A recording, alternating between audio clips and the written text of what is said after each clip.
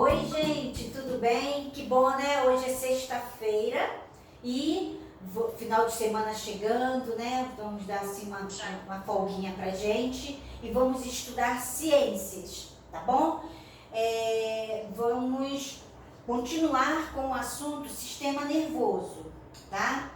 Bom, abrindo o livro na página 205 e colocando a data. Hoje são 22/5, módulo 2, que estamos nele, né, trabalhando, e capítulo 5, sistema nervoso e endócrino. A gente vai falar sobre os assuntos funcionamento do sistema nervoso, reflexo, hormônios e glândulas, alterações hormonais e a saúde, ok? Então vamos lá. Funcionamento do sistema nervoso. As atividades que realizamos no dia a dia envolvem a coordenação e a integração de informações pelo sistema nervoso. Os estímulos do ambiente são transformados em respostas. Então, gente, olha só, veja a seguir. Aqui nós temos uma imagem de um pintor e ele está fazendo uma réplica, né, desse vaso aqui. Então, ele está fazendo uma cópia, né, desse vaso, fazendo uma pintura. O que acontece? Aqui no número 1, os estímulos visuais são percebidos por meio do sentido da visão. No olho, a luz estimula células da retina, gerando impulsos nervosos que são transmitidos pelo nervo óptico até o encéfalo. Depois, gente, o que acontece? No encéfalo, as informações visuais, o formato, né, e as cores, no caso aqui do vaso, por exemplo, sob a forma de impulso nervoso, são analisadas e interpretadas, gerando respostas específicas. Aí depois o que acontece? Essas respostas são transmitidas ao longo dos nervos e da medula espinal para as diferentes partes do corpo, como a mão que executa os movimentos do pincel. Então, com todas essas informações é que ele começa a fazer, né, o seu belo trabalho. Bom, na transmissão dos impulsos nervosos ocorre graças à interação entre as células nervosas, representadas principalmente pelos neurônios, tá? Bom, agora, olha só, aqui nós temos uma imagem que é uma representação da transmissão de impulsos nervosos entre os neurônios. Quando um determinado estímulo chega ao neurônio, ocorre uma série de alterações nervosas. Gente, essas alterações, elas geram correntes elétricas, que são os impulsos nervosos, né, que são transmitidos de um neurônio para outro. É como se fosse assim, tipo uns choquezinhos, como aparece aqui, ó. Tá vendo os impulsos nervosos? Olha só, tá? Então, é como se fosse mesmo um choque, né? Que são as correntes elétricas, tá bom? Bom, o que a gente vai ver? A gente vai ver sobre o reflexo. Vamos estudar sobre o reflexo. Em algumas situações, nosso corpo reage com tanta rapidez a um estímulo que a resposta é gerada antes mesmo de tomarmos consciência da situação.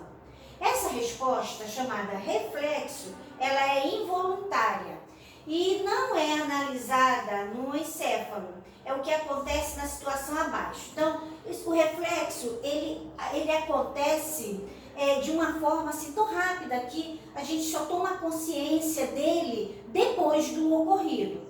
Nesse caso aqui, olha só.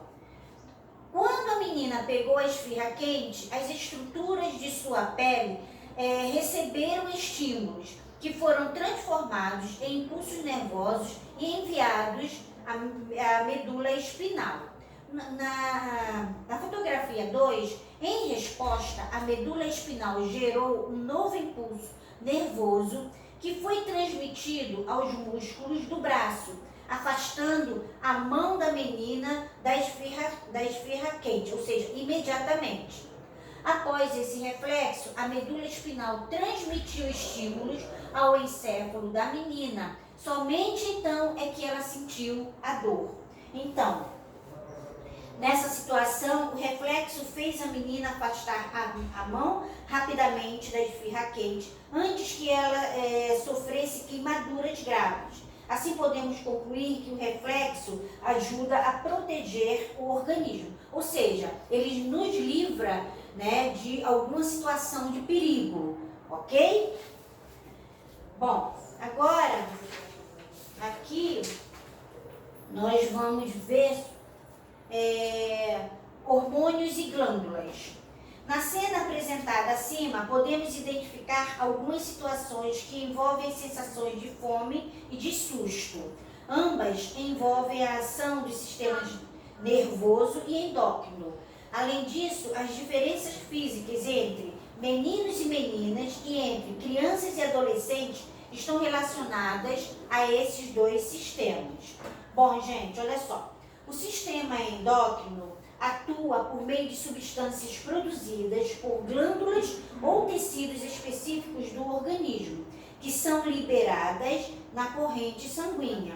Essas substâncias são chamadas de hormônios, e são esses hormônios que vão influenciar no desenvolvimento das meninas, dos meninos, dos adolescentes, né, e da vida adulta. Tá? O sangue ele distribui os hormônios do local onde são produzidos para as diferentes partes do corpo. Bom, passando aqui, em situações de estresse ou de medo, como apresentada na fotografia abaixo, o sistema nervoso estimula glândulas específicas a produzirem a adrenalina, que é um tipo de hormônio que provoca diversas alterações no nosso corpo. E é isso que a gente vai ver agora, como funciona a adrenalina, tá, no nosso organismo, quais são as reações que nós temos quando a gente está com adrenalina a todo vapor, tá? O que acontece, gente? Frequência cardíaca. A frequência cardíaca aumenta para fornecer maior quantidade de gás oxigênio e nutriente para outras partes do corpo, principalmente para os músculos. Quando a gente está com adrenalina, né, a frequência a frequência cardíaca do coração, ela aumenta e com isso ela fornece mais gás oxigênio. Outra coisa também é o suor. Ocorre aumento da produção do suor, que auxilia no controle e no equilíbrio da temperatura interna do corpo. Altera também a respiração, tá? A respiração se torna mais acelerada, permitindo que mais gás oxigênio seja captado, ou seja, a gente absorve mais o gás oxigênio, tá bom? Quando a gente está com a respiração ofegante. E no sistema digestório, reduz sua atividade e o sangue é direcionado para outras partes do corpo. O que acontece? Quando a gente come alguma coisa, né, o sistema digestório, as células começam a funcionar e uma maior concentração de sangue. Nesse caso, com a adrenalina, o sistema digestório é como se ele tivesse, não vou dizer parado, mas ele reduz bastante, né, para quê? Para que o sangue seja direcionado a outras partes do corpo. Então, gente, as glândulas elas podem ser endócrinas ou exócrinas. Exócrinas, tá?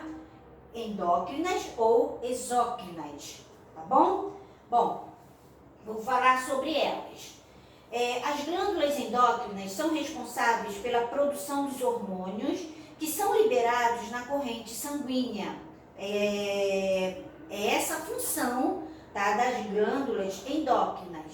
Já as glândulas exócrinas secretam seus produtos no interior da cavidade do corpo ou na superfície dele.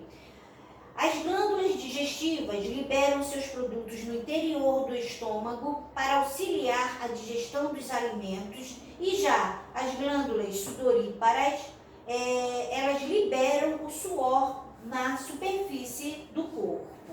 O que nós vamos ver agora é uma estrutura, tá, masculina e feminina sobre as glândulas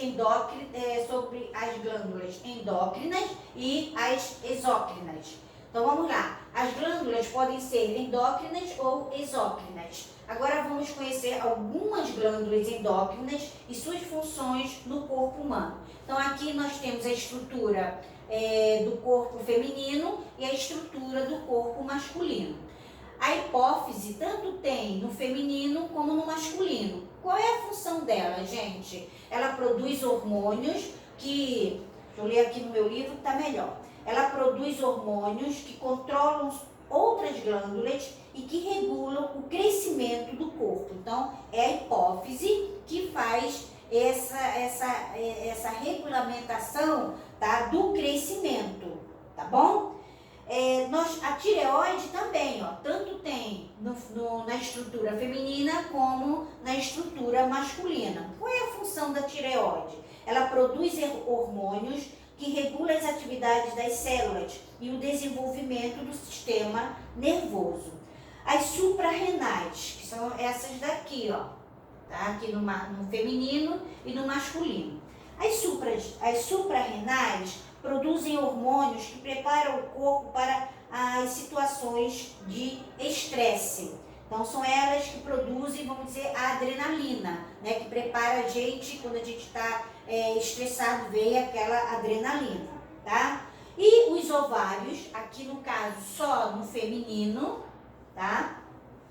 Produzem hormônios que são responsáveis tanto pelo desenvolvimento de características do sexo feminino, quanto pelos processos associados também ao sexo feminino, como o ciclo menstrual e a gestação. E os testículos, no caso aqui da estrutura masculina, tá? Aliás, os testículos, eles produzem hormônios que são responsáveis pelo desenvolvimento de características do sexo masculino, como a produção de espermatozoides e o engrossamento da voz. Então, é esse órgão que começa a definir quando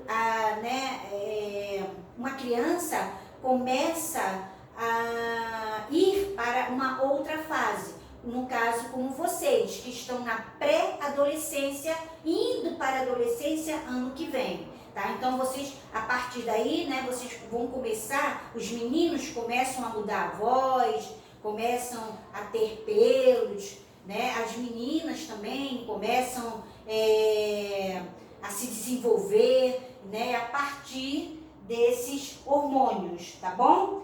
Bom, muitas diferenças entre meninas e meninos e entre crianças e adolescentes são resultados da ação dos hormônios produzidos por essas glândulas. Quais glândulas? Os ovários e os testículos, como eu acabei de falar para vocês, tá bom? Bom, agora nós vamos ver as alterações hormonais e a saúde.